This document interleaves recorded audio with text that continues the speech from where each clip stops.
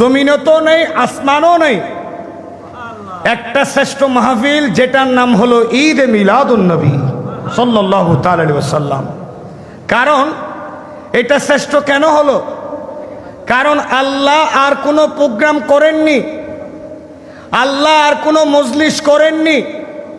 রব্বে করিম আল্লাহ পাক সুবহানাহু ওয়া তাআলা যার জন্যে মজলিস করেছেন সেই দিন রুহি জগতের মধ্যে, নূরানি জগতের মধ্যে যেই দিনে সভাপতি ছিলেন স্বয়ং আল্লাহ, আর যে মজলিসের শ্রোতা ছিল 1,26,000, 3,36,000 নবী রাসূল যারা ওই মজলিসের শ্রোতা ছিলেন, আর যিনি সভাপতি ছিলেন তিনি স্বয়ং লা ইলাহা ইল্লাল্লাহ, চিৎকার দিয়ে বলি না। সেই জন্য এই মজলিস আজকের নয়া মজলিস নয়।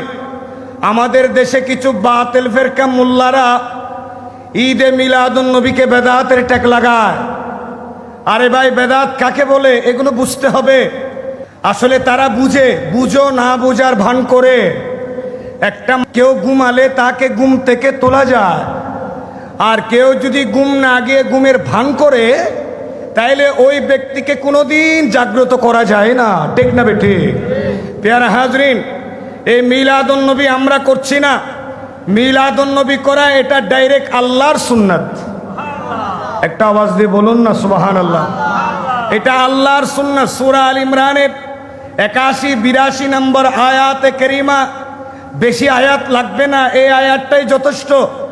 ওয়াইযা খাযাল্লাহু মিসাকান নবিয়্যিন, যে আল্লাহ পাক সেই দিন ইবারাতুন নাস, ইশারাতুন নাস দিয়ে যেই সে রূহ জগতের মধ্যে, নূরানি জগতের মধ্যে আল্লাহ সমস্ত নবী রাসূলদেরকে নিয়ে আল্লাহ যে মজলিস করেছিলেন, এই মজলিসের বিষয়বস্তু ছিল আমাদের দয়াল নবীর আগমনকে কেন্দ্র করে।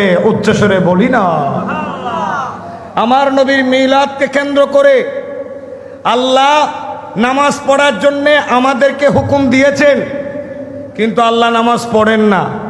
জুড়ে বলুন ঠিক না?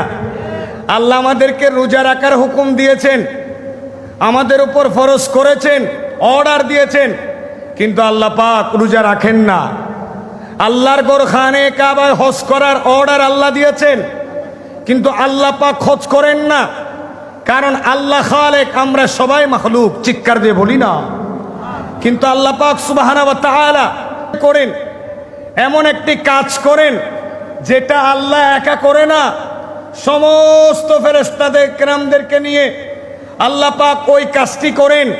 সেই কাজটি হলো ইন্নাল্লাহা ওয়া মালাইকাতাহু ইউসাল্লুনা আলান নবী ইয়া আইয়ুহাল্লাযীনা আমানু সাল্লু আলাইহি ওয়া সাল্লিমু তাসলিমা। উচ্চ আওয়াজে বলি না সুবহানাল্লাহ। আল্লাহ এই কাজটা করেন ফেরেশতাদেরকে নিয়ে। আল্লাহ পাক আমার নবীর উপর দরুদ শরীফ পড়ে।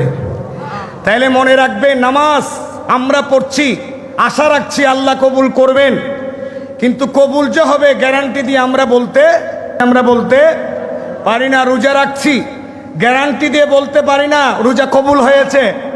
যাকাত দিচ্ছি, গ্যারান্টি দিয়ে বলতে পারবো না যাকাত কবুল হয়েছে। কিন্তু পৃথিবীর জমিনে এমন একটি ইবাদত আছে, যে ইবাদতটি যখনই আপনি করবেন আল্লাহর দরবারে অ্যাকসেপ্টেড, গ্রান্টেড, মুতবর হয়ে যাবে।